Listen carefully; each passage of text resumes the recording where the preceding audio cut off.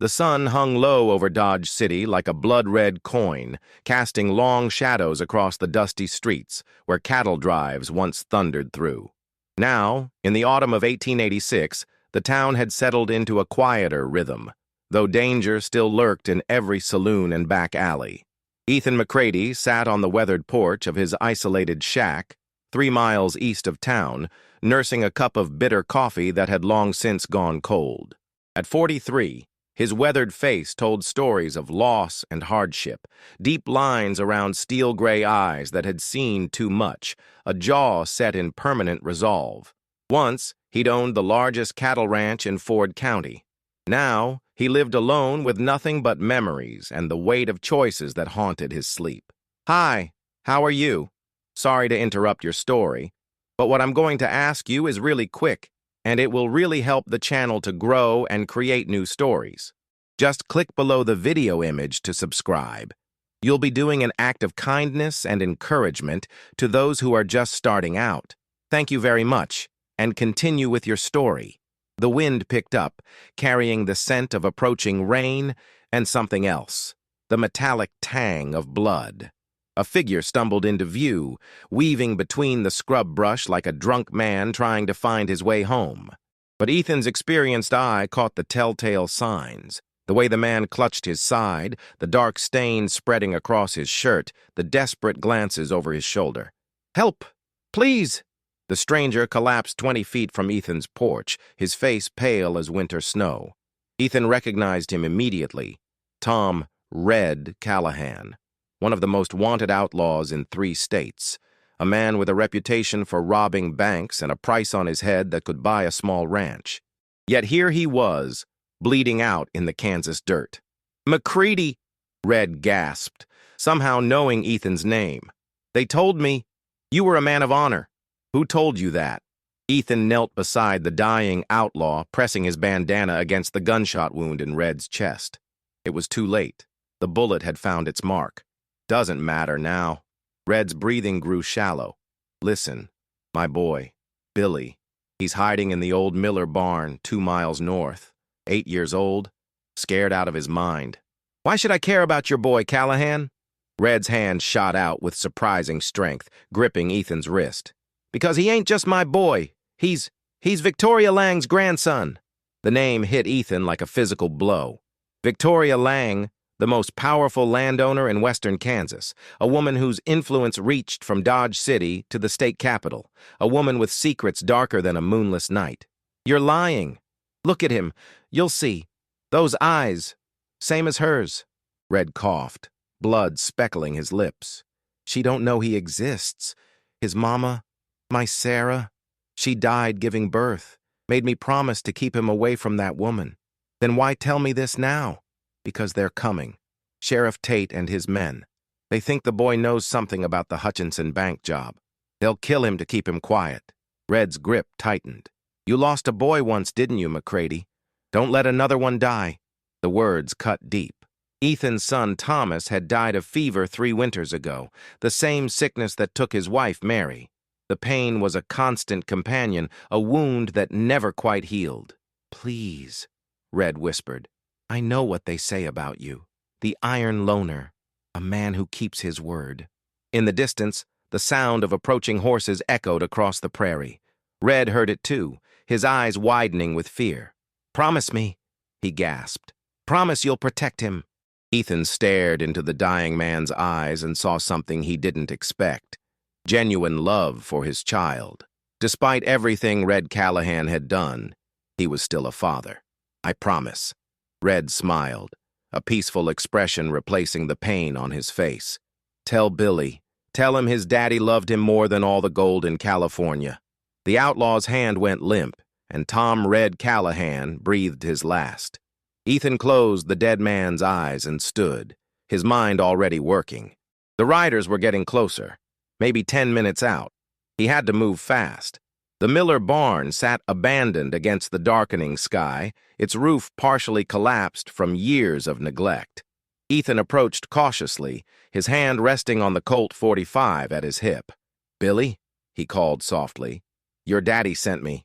A small sound came from the hayloft, a stifled sob.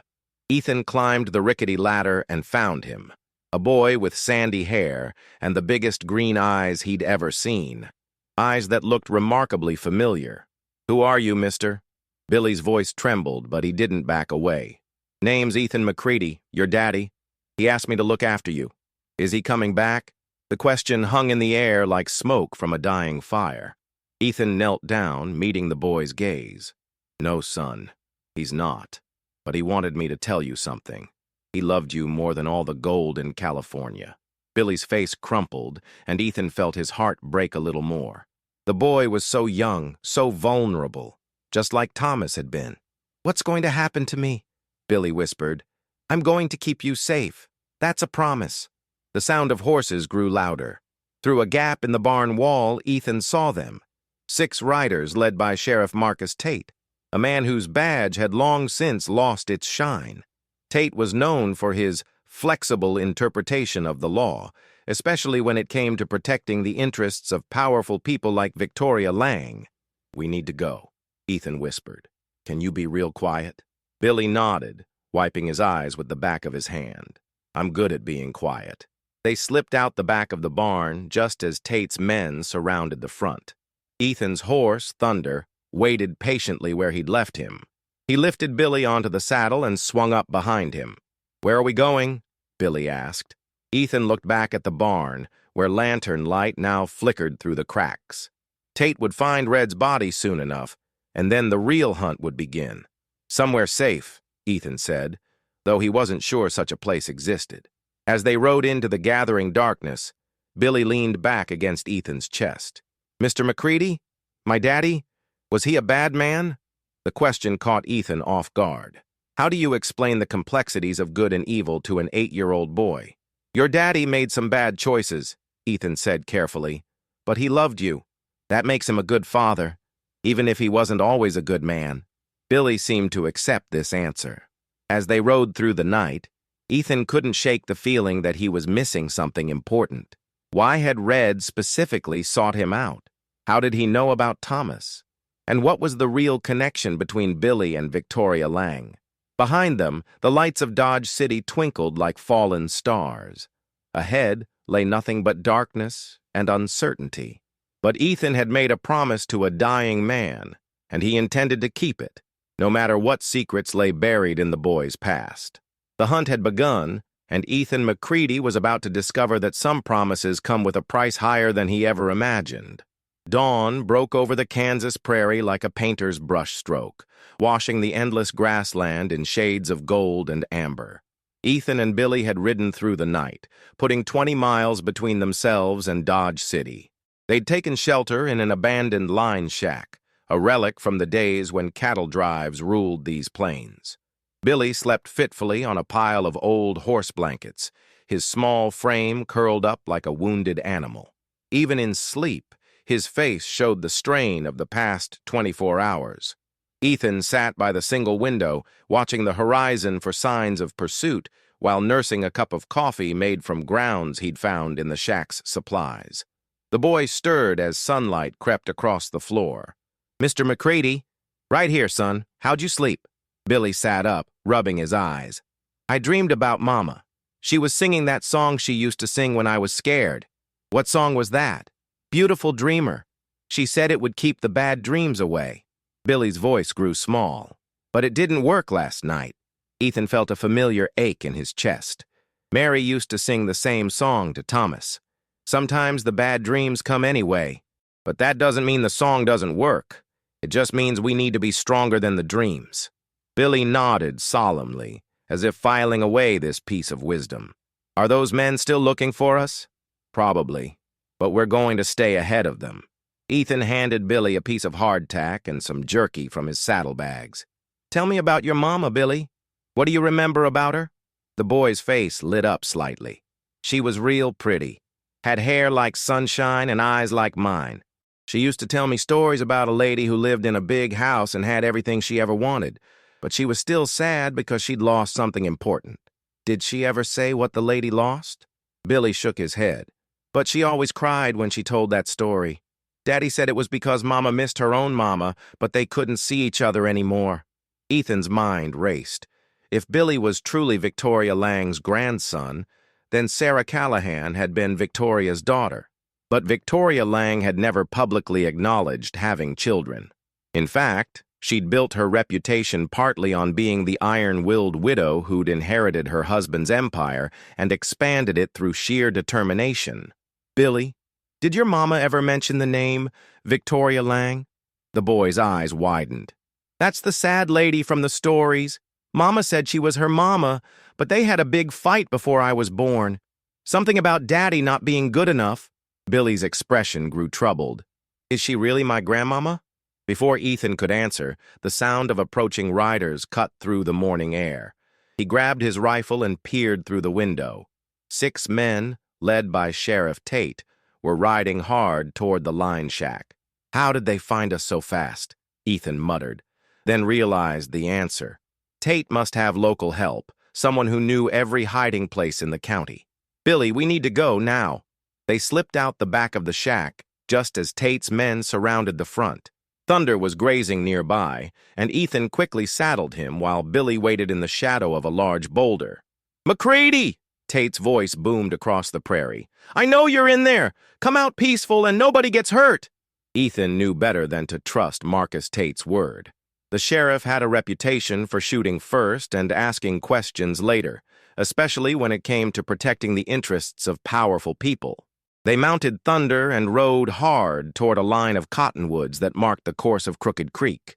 The trees would provide cover, and Ethan knew of several places where they could cross the water and throw off pursuit.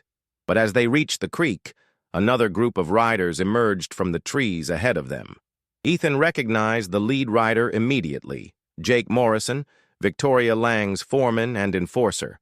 A man with dead eyes and a gun hand faster than a striking snake. Afternoon, McCready, Morrison called out, his voice carrying easily across the water. Mrs. Lang would like a word with you. Ethan pulled Thunder to a halt, his hand moving instinctively to his gun.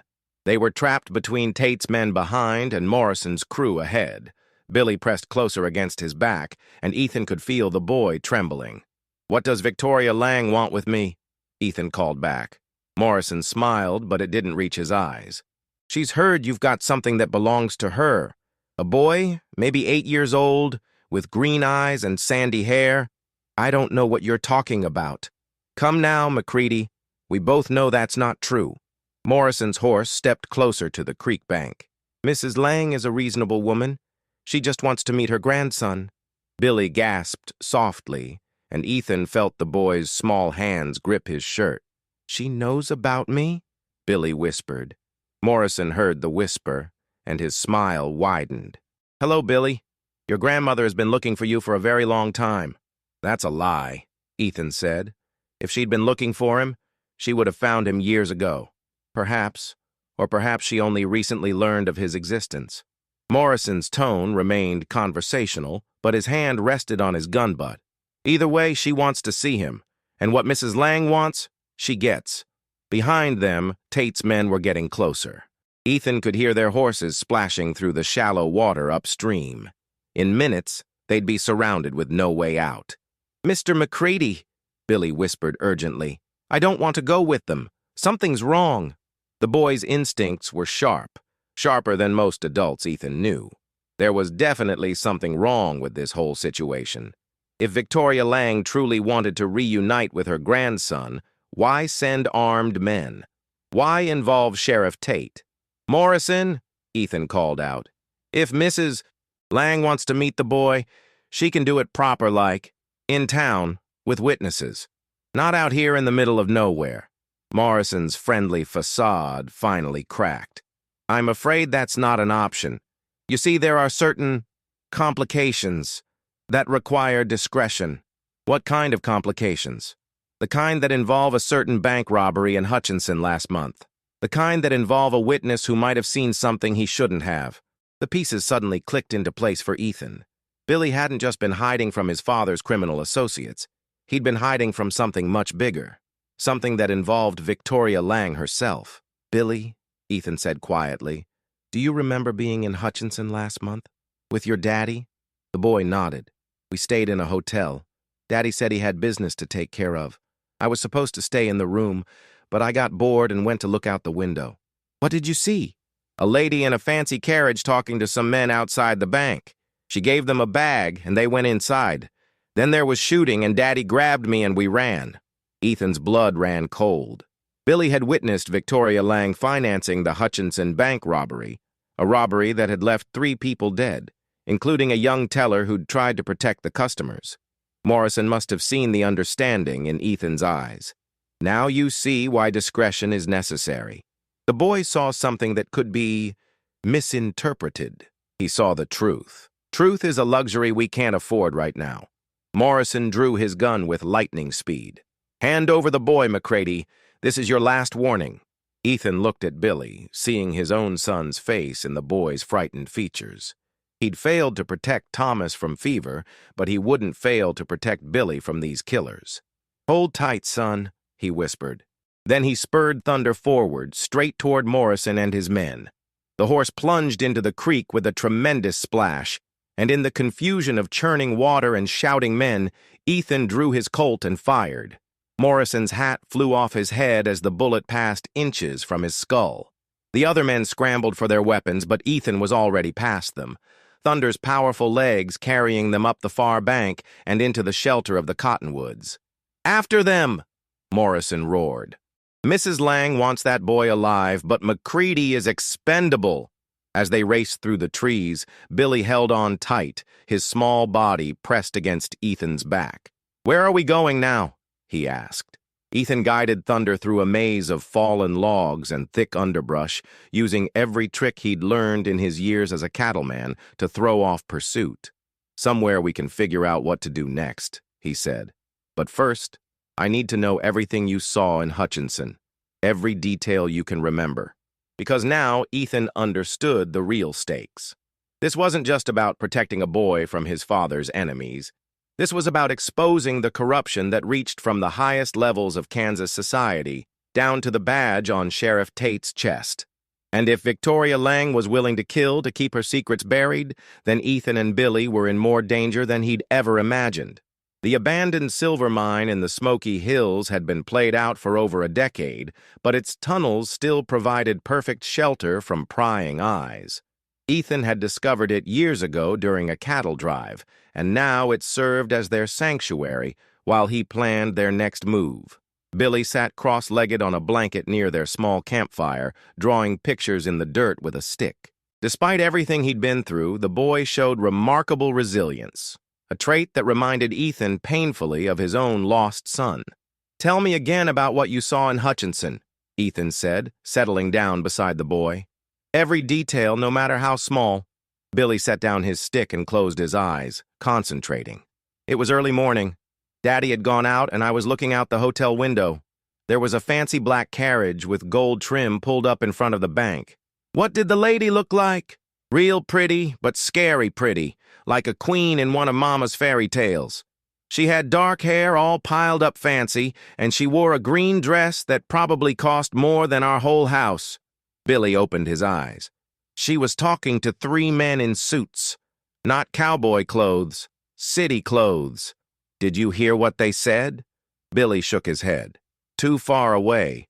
But she gave them a leather bag, and they went into the bank. Then she drove away real fast. And then what happened? About 10 minutes later, I heard gunshots. Lots of them. People started screaming and running. That's when Daddy came back and grabbed me. He was real scared. Kept saying we had to get out of town right away. Ethan processed this information. Victoria Lang had clearly orchestrated the robbery, using professional thieves instead of common outlaws. But why would the wealthiest woman in Kansas need to rob a bank? Billy, did your daddy ever talk about your grandmother? About why your mama couldn't see her? The boy's expression grew sad. Sometimes, when he'd been drinking, he'd get real mad and say things about how she threw Mama out when she found out about him. Said she told Mama she'd rather have a dead daughter than one married to a no-good outlaw. But your parents weren't married when you were born, were they? Billy looked confused. What do you mean? Ethan realized he was treading on delicate ground. Nothing, son. Just trying to understand the whole story. The sound of horses outside the mine entrance made them both freeze. Ethan grabbed his rifle and motioned for Billy to get behind the rocks deeper in the tunnel. "McCready," a woman's voice called out, cultured and commanding. "I know you're in there. I've come to talk." Victoria Lang. Ethan had never met her personally, but he'd heard that voice at town meetings and political rallies. She had a way of speaking that made people listen, whether they wanted to or not. "Talk about what?" Ethan called back, keeping his rifle trained on the mine entrance. "About my grandson. About the future of this territory, about the truth." "Which truth would that be, Mrs. Lang? The one where you finance bank robberies, or the one where you send killers after an 8-year-old boy?" A pause. Then, "May I come in? Alone? I give you my word." "Your word doesn't mean much to me right now." "Then perhaps this will." She stepped into view at the mine entrance, her hands raised to show she was unarmed. In the flickering light of their campfire, Ethan could see why Billy had described her as scary pretty. Victoria Lang was a woman who commanded attention. Tall, elegant, with sharp green eyes that missed nothing. But what struck Ethan most was how much she looked like Billy. The resemblance was unmistakable. "Hello, Billy," she said softly, her gaze finding the boy despite his attempt to hide. "You look just like your mother did at your age." Billy stepped out from behind the rocks, his curiosity overcoming his fear. "Are you really my grandmama?" Victoria's composure cracked slightly, and for a moment, Ethan saw genuine emotion in her eyes. "Yes, child, I am, and I've made terrible mistakes that I'm hoping to correct. Like throwing my mama out?" Billy's voice was small but brave. Victoria winced as if she'd been slapped. "Yes, like that. I was angry and proud and foolish. I thought I was protecting our family's reputation, but I was really just protecting my own pride." Ethan kept his rifle ready but lowered it slightly. "Why should we believe you? Your men tried to kill us this morning. Morrison acted without my explicit orders. I told him to bring you both to me safely." Victoria's voice hardened. "He's been overzealous in his interpretation of my wishes lately." "And Sheriff Tate?" Victoria's laugh was bitter. "Marcus Tate is a fool who thinks he's cleverer than he is. He believes he's been working for me, but he's actually been working for someone else entirely." This was news to Ethan. "Who?" "My late husband's business partner, Clayton Marsh. A man who's been systematically trying to destroy everything I've built." Victoria moved closer to the fire, her expensive dress looking out of place in the rough mine tunnel. "The Hutchinson robbery wasn't my idea, Mr. McCready. It was his. But Billy saw you there. Billy saw someone who looked like me. Someone wearing my clothes, driving my carriage." Victoria's eyes flashed with anger. "Marsh has been planning this for months. He hired an actress to impersonate me, knowing that if anyone witnessed the robbery, they'd identify me as the mastermind." Ethan studied her face, looking for signs of deception. "Why would he do that?" "Because if I'm arrested for bank robbery and murder, my property reverts to the partnership. Marsh becomes the sole owner of everything. The ranch, the businesses, the political connections." Victoria sat down on a rock, suddenly looking older than her years. "He's been bleeding money from our accounts for years, using it to finance his gambling debts and failed investments. The robbery was supposed to provide enough cash to cover his tracks, while I took the blame." Billy had been listening intently. "But I saw the real lady, didn't I? Not the pretend one?" Victoria looked at him with something approaching pride. "You're very observant, Billy. Yes, I believe you saw the actress. But Marsh doesn't know that. He thinks any witness would identify me, which is why he's been so desperate to silence you." "And Sheriff Tate?" "Marsh has been paying him to look the other way on various illegal activities. When Tate learned about the witness, he saw an opportunity to earn extra money by eliminating the problem." Victoria's voice grew cold. "What he doesn't realize is that Marsh plans to eliminate him too, once he's no longer useful." Ethan was beginning to see the scope of the conspiracy. "So you're saying Marsh is behind everything? The robbery, the pursuit, the attempts on Billy's life? Everything. He's been playing a long game, Mr. McCready, and he's very good at it." Victoria looked at Billy with genuine affection. "But he made one mistake. He underestimated the courage of a little boy and the honor of a man who keeps his promises." Billy moved closer to his grandmother, his natural curiosity overcoming his fear. "Why didn't you look for me before?" When Mama died? Victoria's composure finally broke completely. Tears streamed down her face as she knelt in front of Billy. Because I didn't know you existed, sweetheart. Your father kept you hidden, and I thought Sarah had died alone and childless. It was only when Marsh started bragging about having a witness to eliminate that I learned the truth. How did you find us here? I've been tracking Morrison and his men. When they reported back about the mine, I knew this was where you'd come. Victoria reached out tentatively and touched Billy's face. I've been such a fool, Billy. I lost your mother because of my pride, and I almost lost you because of my blindness. Ethan watched this reunion with mixed emotions. Part of him wanted to believe Victoria's story, but years of hard experience had taught him to be cautious. Assuming you're telling the truth, he said, what do you propose we do about Marsh? Victoria stood, wiping her eyes and regaining her composure. We expose him, but we need proof, and we need to stay alive long enough to present it. What kind of proof? Marsh keeps detailed records of all his transactions. If we can get into his office safe, we'll find evidence of the money he's stolen, the payments to Tate, and the arrangements for the robbery. Victoria's eyes gleamed with determination. But it won't be easy. His office is in the heart of Dodge City, and he'll have guards. Billy looked up at both adults. Are we going back to town? Ethan met Victoria's gaze, seeing something there he hadn't expected. Genuine love for her grandson and a fierce determination to protect him. Yes, son, he said finally. We're going back to town. But this time we're not running. This time we're fighting back. As they began planning their return to Dodge City, Ethan couldn't shake the feeling that they were walking into the most dangerous situation yet. But looking at Billy's trusting face and Victoria's determined expression, he knew there was no other choice. The web of lies and corruption that had cost so many lives was about to be torn apart, and Ethan McCready intended to be the one holding the knife. The streets of Dodge City lay shrouded in pre-dawn darkness as Ethan, Victoria, and Billy made their way through the back alleys toward Clayton Marsh's office. The building stood 3 stories tall on Front Street, its brick facade a testament to the wealth and power Marsh had accumulated through years of corruption and deceit. Billy rode quietly behind Ethan on Thunder, while Victoria followed on her own horse, a magnificent chestnut mare that had probably cost more than most people earned in a year.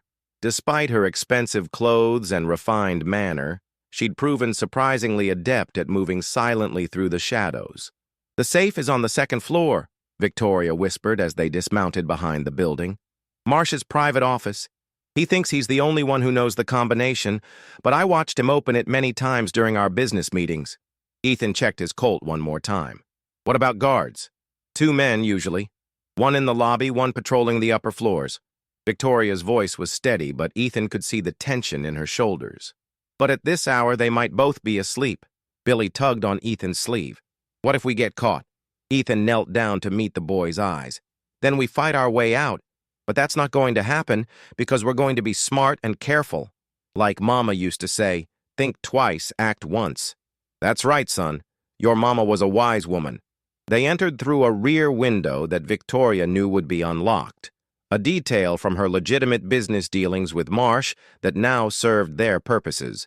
The building was dark and quiet, with only the distant sound of late-night revelry from the saloons to break the silence. The guard in the lobby was indeed asleep, slumped in his chair with an empty whiskey bottle at his feet. They crept past him and up the stairs, every creak of the old wood sounding like thunder in the stillness. Marsh's office was exactly as Victoria had described, opulent and ostentatious, with expensive furniture and paintings that spoke of a man who valued appearance over substance. The safe stood in the corner, a massive iron box that looked impregnable.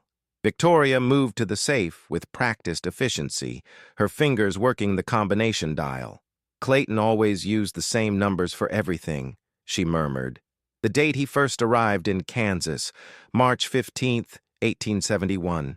The safe opened with a soft click, revealing stacks of documents, bags of gold coins, and several ledger books. Victoria began pulling out papers, her eyes scanning quickly through the contents. Here, she said, holding up a leather-bound ledger. Payment records to Sheriff Tate going back 3 years. And this, she pulled out a contract written in legal language. An agreement with the actress who impersonated me.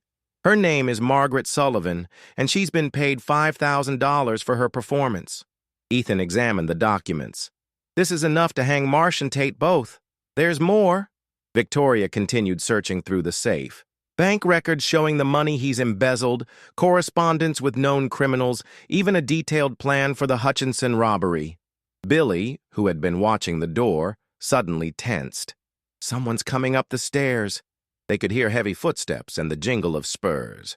Ethan motioned for them to hide behind Marsh's massive desk while he positioned himself by the door, gun drawn.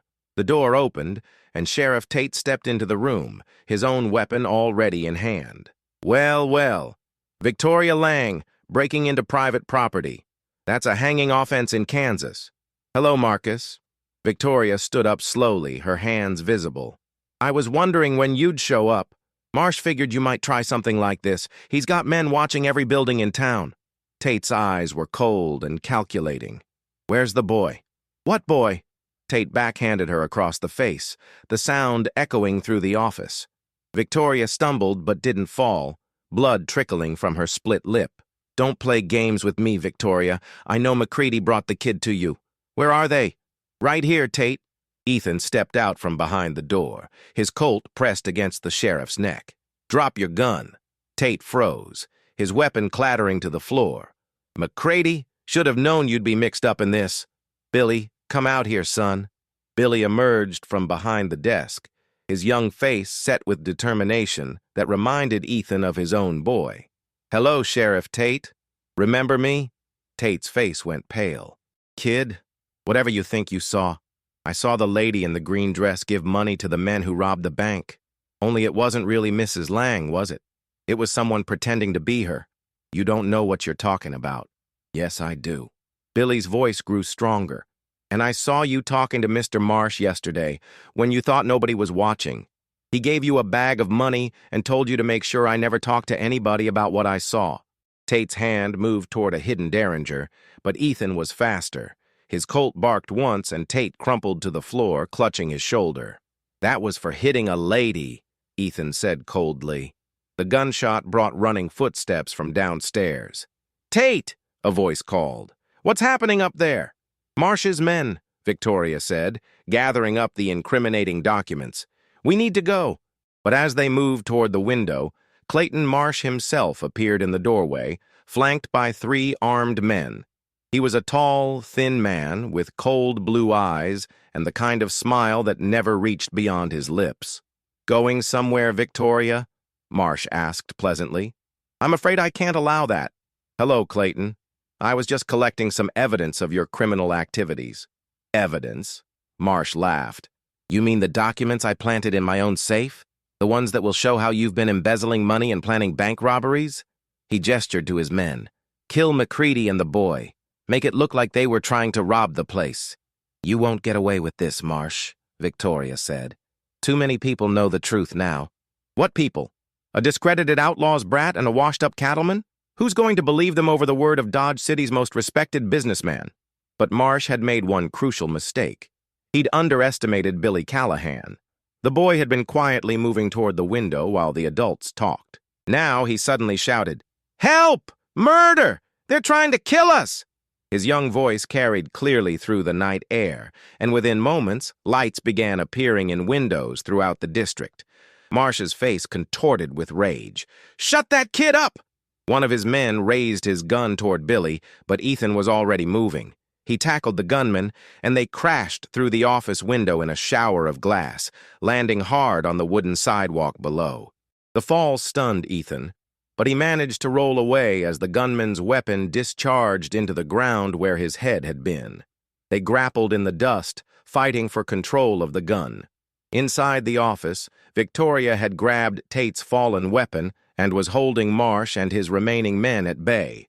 Billy continued shouting for help, and now people were emerging from nearby buildings drawn by the commotion. What's going on here?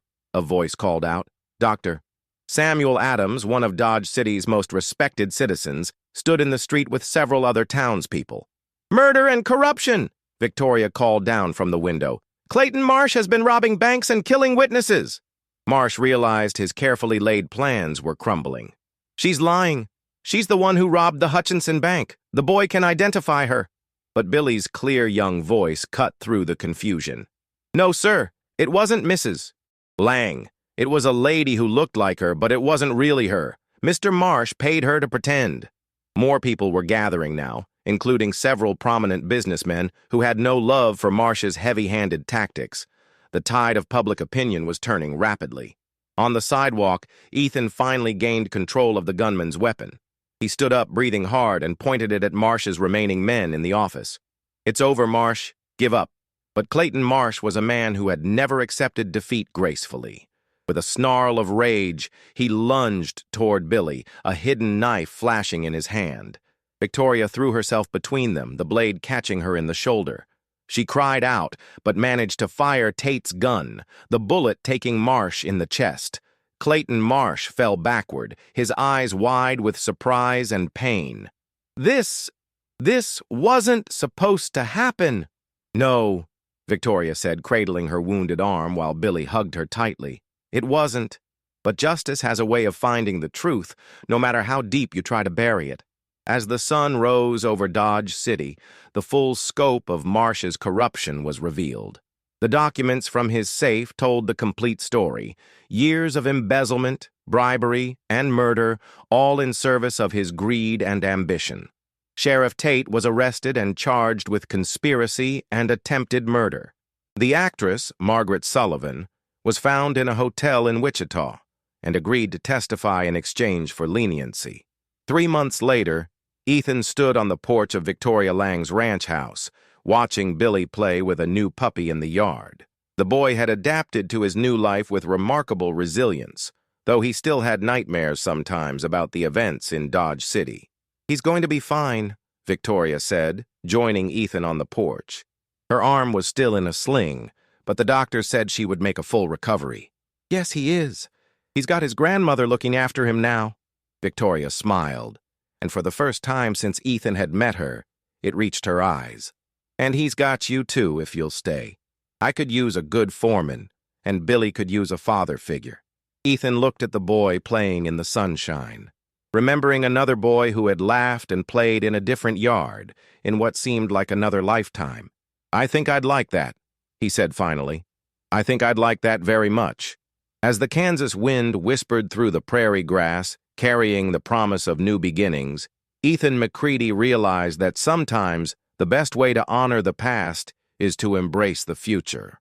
And sometimes, keeping a promise to a dying man can lead to a life worth living again. The Iron Loner had found his family at last. Hello, how are you? Did you enjoy the story? Like, share, comment on which city you're watching from, and subscribe to the channel to help us continue adding new amazing videos. Thank you very much, and come back often.